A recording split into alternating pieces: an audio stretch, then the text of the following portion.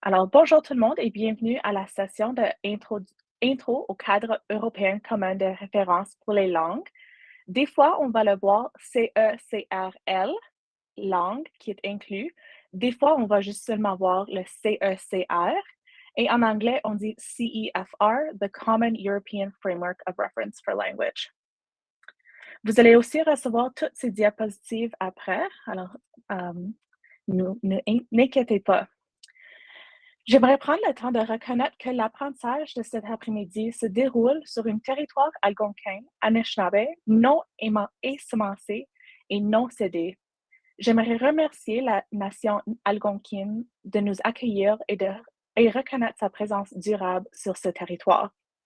En tant qu'enseignant du FLS, lorsque je pense à mes élèves, je crois en l'importance d'offrir à chacun la possibilité d'apprendre, de protéger, de valoriser et de partager leur propre langue.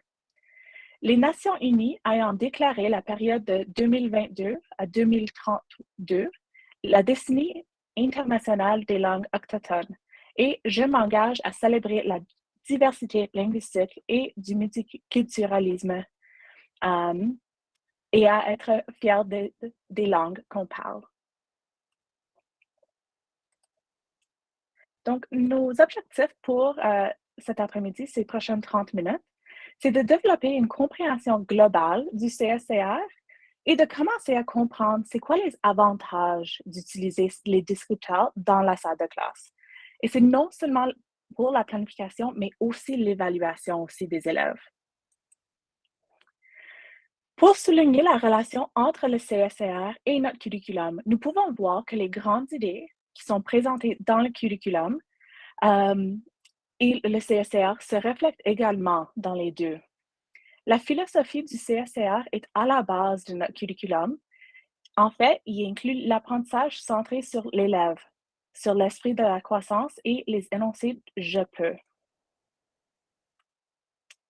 Le cadre européen commun de référence des langues est un nom international pour décrire des compétences linguistiques. Cela veut dire que c'est quelque chose qui est reconnu, surtout en Europe, mais aussi autour du monde. Ce n'est pas juste quelque chose qu'on utilise pour le français, on l'utilise aussi pour toutes les langues secondes. On n'utilise pas le CSCR nécessairement pour la langue maternelle ou pour évaluer la langue maternelle, c'est surtout la langue seconde. Il est aussi un continuum d'apprentissage langagier sur une échelle de 6 points. Donc, on commence avec le niveau A1, qui est le niveau débutant, jusqu'à C2, niveau de maîtrise. Ce continuum est divisé dans 3 différents niveaux. Débutant, c'est A1 et A2. Intermédiaire, le B1 et B2. Et expérimenté, le C1 et C2. Chaque niveau correspond à des descripteurs des capacités langagières qui sont apprises à les différentes étapes d'acquisition d'une langue. Donc, si on considère les niveaux globalement, au niveau A1 et A2, les apprenants sont les utilisateurs de base de la langue. Ils peuvent comprendre et utiliser des expressions fréquemment utilisées dans les domaines d'intérêt immédiat. Alors, tout ce qui entoure l'élève lui-même, ça c'est où on va être le niveau A1 et A2.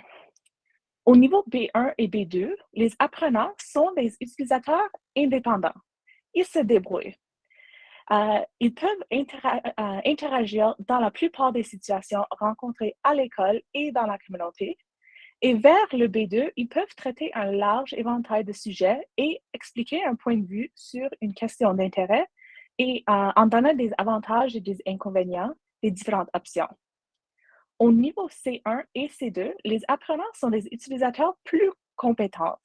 Ils peuvent utiliser les nuances de la langue d'une manière souple et efficace afin d'être dans les situations sociales, académiques et professionnelles. À l'OCDSP, à la fin de 12e année, la plupart de nos élèves en immersion sont des utilisateurs du niveau B1 au début de B2. Et la plupart, ce n'est pas à 100%, de nos élèves en français de base sont de niveau A2 au début de B1. Mais absolument, on a des niveaux des élèves en français de base en 12e année qui fait le test, le DELF de B2. Même chose qu'on a les élèves en immersion en 12e année qui fait le test de A2. Alors, ce n'est pas des règles en disant comme ça. Dans notre curriculum, comme vous sachiez, il y a 4 niveaux, les compétences, listening, speaking, reading and writing. Avec le CSR, nous avons la réception orale, la production orale, l'interaction orale, la réception écrite, la production écrite, l'interaction écrite et la médiation. Alors, quelques nouveaux concepts ici sont la séparation de la parole et l'écriture dans 2 catégories, la production et l'interaction. La production comprend à la fois des activités orales et écrites, par exemple, faire une annonce, décrire une expérience et la narration, storytelling.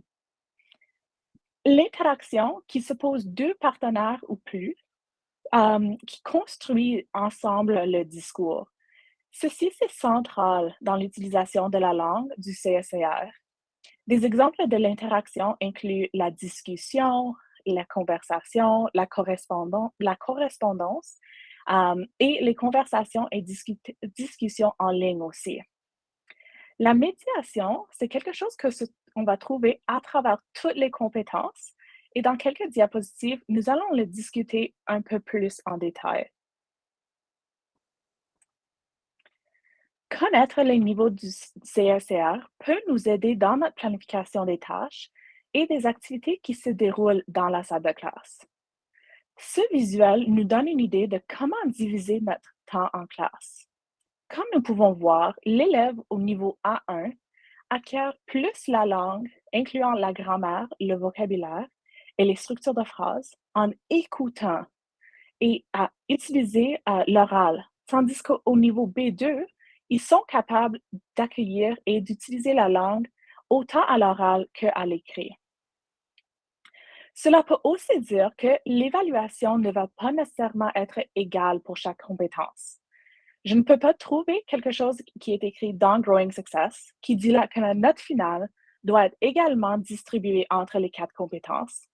Mais le curriculum du français dit explicitement sur page 9, listening and speaking skills are the springboards to reading and writing. While the curriculum strikes a balance between these 4 distinct but interconnected skills, oral communication, listening and speaking is paramount for second language acquisition. If students hear it, they can say it. If students can say it, they can read it. And if students can read it, they can write it. Alors, vraiment, il y a une emphase qui est mise sur l'écoute et parler dans ces niveaux de base, particulièrement vers notre 9e année l'année prochaine. Ça se peut que les élèves n'ont pas beaucoup d'expérience utilisant la langue orale aussi. Ça se peut que c'était en ligne. Alors, vraiment mettre l'emphase sur la production orale, l'interaction orale et la compréhension orale, ça serait nos premiers pas en septembre, au début d'un semestre. Mais c'est plus aussi que juste les 4 compétences. Avec les activités langagières, communicatives et les stratégies, le CSR remplace le modèle traditionnel des 4 compétences: écouter, parler, lire et écrire. Et parce que ça ne reflète pas la réalité de la communication. De plus, l'organisation en 4 compétences n'est pas prête à la prise de compte des notions d'interaction de la communication. Alors ça, c'est pourquoi on a cette distinction entre la production et l'interaction. Et je vais maintenant vous parler un peu plus de la médiation.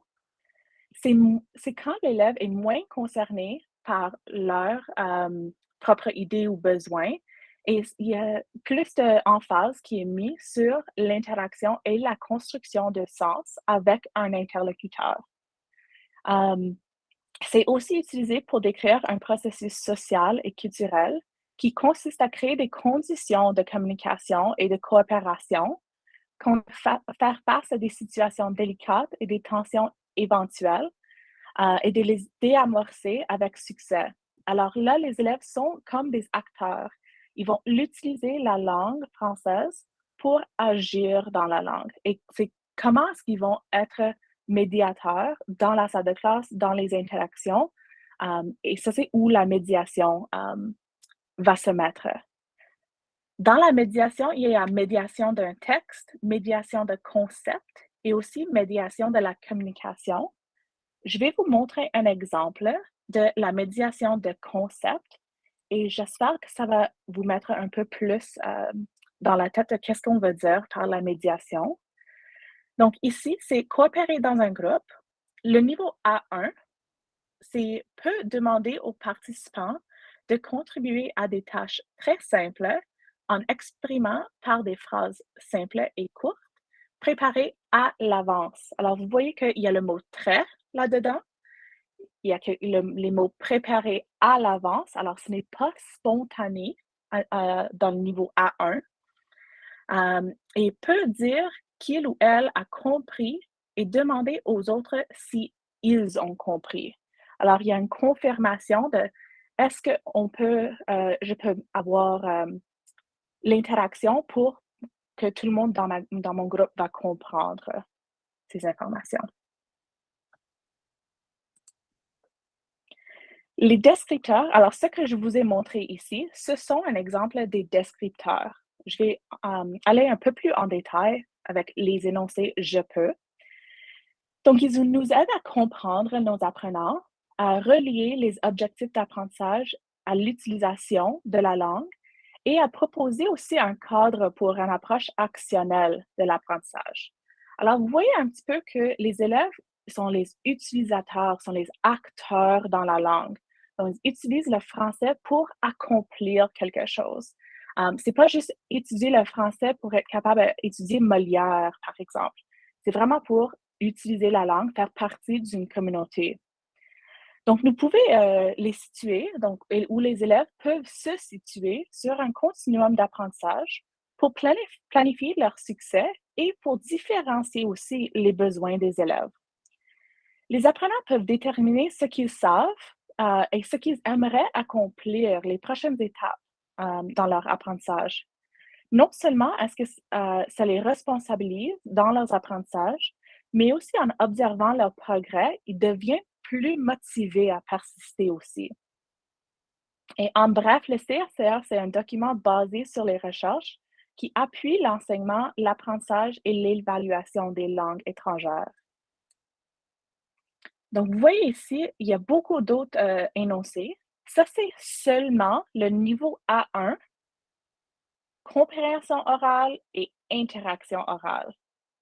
Vous vous rappelez qu'il y a plusieurs différentes euh, compétences avec le CSR. Il y a aussi la production orale, la compréhension écrite, l'interaction écrite et la production écrite et médiation. Alors, vous voyez que ça, c'est juste une petite partie des descripteurs qui existent. Et si on lit le langage qui est là pour le niveau A1, la troisième qui est là, je peux comprendre les informations ou les indications simples si la personne parle lentement. Donc, en utilisant quelque chose comme ça, on peut penser à nos prochaines étapes. On peut être très clair avec nos élèves, transparente aux apprenants, aux enseignants et aux parents, que sont nos critères de succès? Est-ce que l'élève peut faire ça ou non?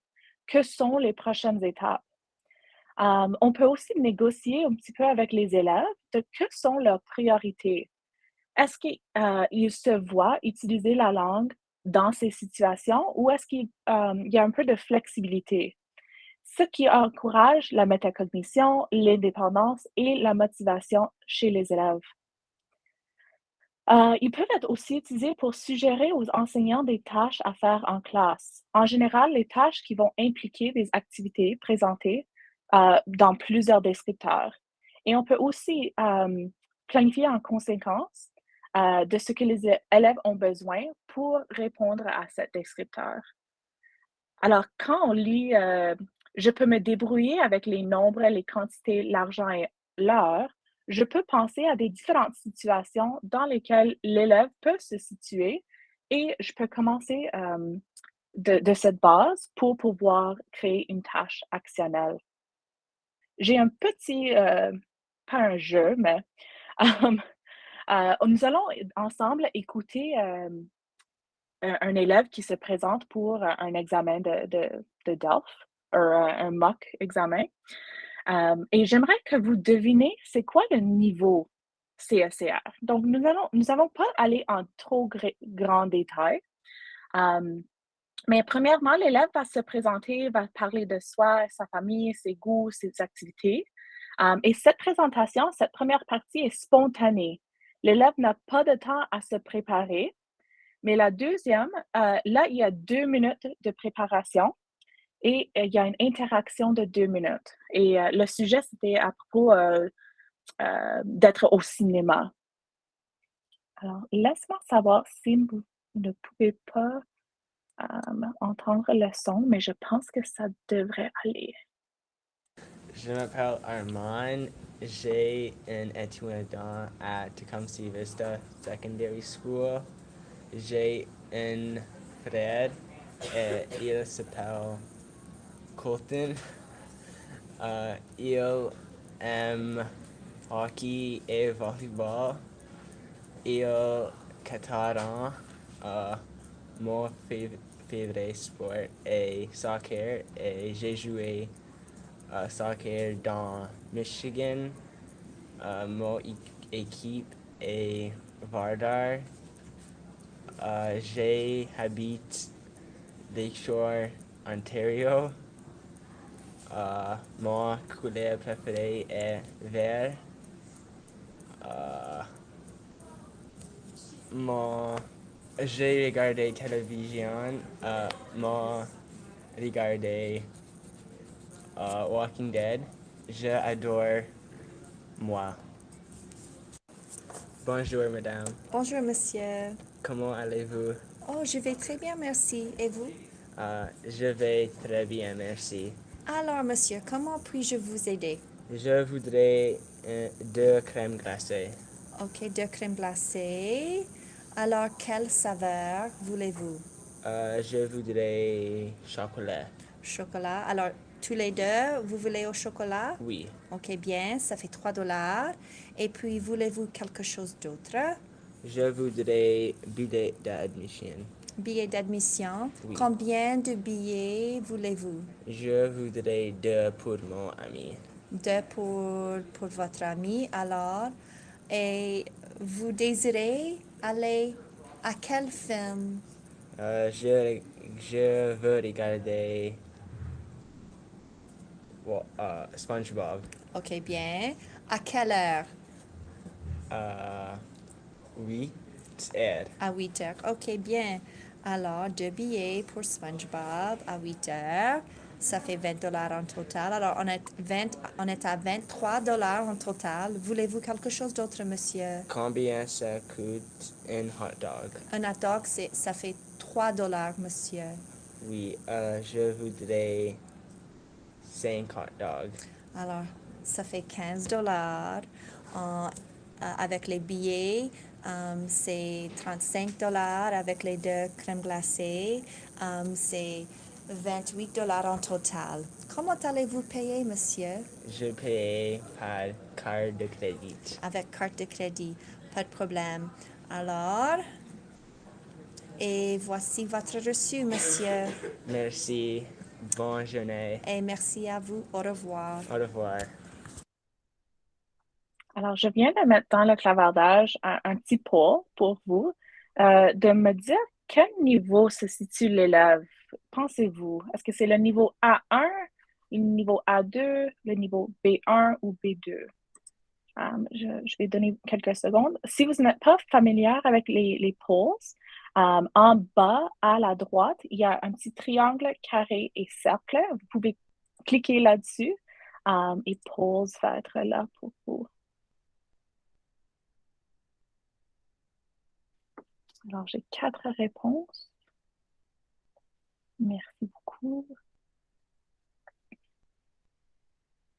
Et pouvez-vous justifier pourquoi est-ce que vous avez mis votre réponse là-dedans? Vous pouvez taper dans le clavardage ou mettre votre micro là-dessus. Alors, j'ai 6 réponses. Je vais vous partager les réponses maintenant. On voit qu'il y a 5 personnes qui ont dit le A2. Il y a une personne qui a dit le B1. Donc, il y a la majorité des personnes qui ont dit le A2. Pourquoi est-ce que vous avez choisi le A2?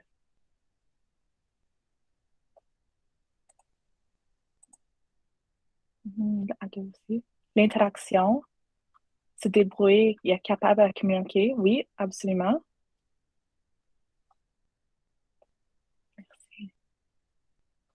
Formuler des phrases simples sans préparation. Absolument. Tu as entendu aussi, je voudrais.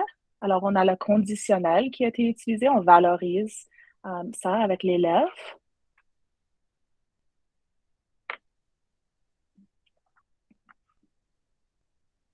Alors, intéressant. Je vais vous partager que cet élève, c'est le niveau A1.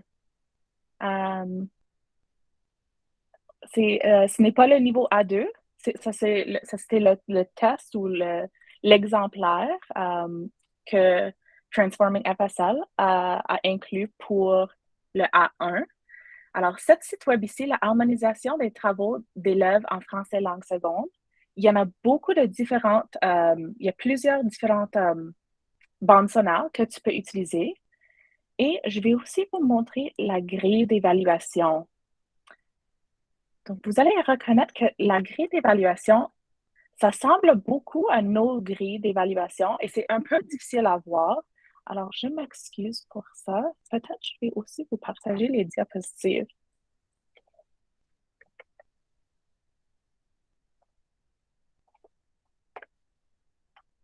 Voilà.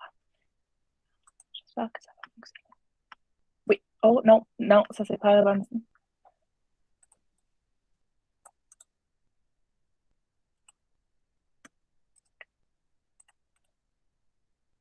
Je vais essayer ça encore. Non. OK, je vais faire ça après. Je m'excuse. Ça, c'est pour la deuxième session aujourd'hui. Vous avez un sneak peek pour ça. Mais vous allez voir, dans la grille, il est au niveau 3. Donc, l'élève a pu se présenter et parler simplement de soi. Le contenu de la présentation nous donne une bonne idée de l'élève. Au niveau 4, on dirait que l'élève se présente et parle efficacement de soi et le contenu de la présentation permet de mieux connaître l'élève. Il a présenté plusieurs détails pour se décrire, comme l'âge, sport pratiqué, couleur préférée. Par ailleurs, il y a des détails sur son frère qui n'étaient pas nécessairement utiles. Il y avait un contact social aussi. Bonjour madame, comment allez-vous? Merci. Donc, il y a un niveau socio-linguistique aussi. Il y a des prochaines étapes d'encourager l'élève à continuer à écouter des structures simples, une variété de stratégies qui pourraient rendre l'interaction plus efficace aussi. Donc, plus de développer une banque de sous-questions, par exemple. Je vais terminer aussi avec quelques questions qui viennent de Effective Assessment Practices in FSL. C'est un document qui a été publié par notre conseil scolaire. Par exemple, does the CFR replace the Ontario Curriculum Documents? Non, ça ne remplace rien, mais ça peut être utilisé dans la planification, l'évaluation, comme nous avons discuté aujourd'hui. Should a CFR be used in assigning a level of achievement? Non, mais on peut l'utiliser pour créer des critères de succès avec nos élèves. Et aussi, nos évaluations doivent aussi être en réponse à ce que nous avons enseigné en classe. Alors, il y a plusieurs différentes questions. Does the CFR levels correspond to the levels in the provincial achievement chart? No. Okay. Et il y a une explication.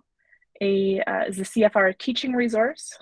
No, it's professional learning and reference for planning, teaching, and assessing. Okay. Ce n'est pas un guide de jour 1, tu fais ça, jour 2, je fais ça. Alors, il faut être clair dans les différences. Does the CFR apply to all FSL programs? Absolutely.